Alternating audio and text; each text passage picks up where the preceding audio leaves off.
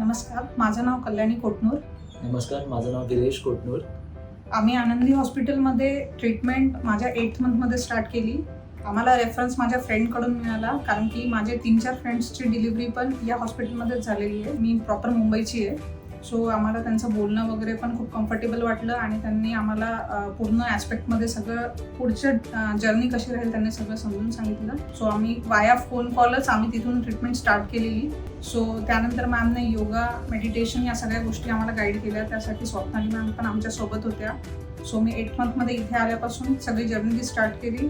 त्यात दोन्ही मॅमने खूप सपोर्ट केला. स्टाफचं म्हणायचं झालं, इथलं हॉस्पिटल आणि स्टाफ खूप फ्रेंडली आहे. कधी पण तुम्ही कॉल द्या त्यांना, ते तुम्हाला कधी पण हेल्प करतील. नक्की जे काय माझ्या बायकोने सांगितलं ते 100% आहे. मी खूप कमी दिवस इकडे प्रेझेंट होतो. मी आणि एक्झॅक्ट डिलेव्हरीच्या डेच्या दिवशी मी इकडे आलो आणि मी बघितलं की डॉक्टरांनी आणि सरांनी जे सपोर्ट केलं कल्याणीला, लेबर रूममध्ये जे पेन्स होत होते त्यांनी सांगितलं नाही 20 मिनिट्समध्ये तुमची नॉर्मल डिलिव्हरी होईलच. माझी वाईफ सी सेक्शनसाठी बोलत होती की नाही तुम्ही सी सेक्शनसाठी जा, मला पेन बेअर होत नाहीये. पण डॉक्टरांनी आम्हाला सपोर्ट कॉन्फिडन्स दिला. 20 मिनिट्स तुम्ही थांबा, करूनच होणार तुमचं. सगळं काय मेजरमेंट झालेले आहे, एक्झॅक्ट आहे.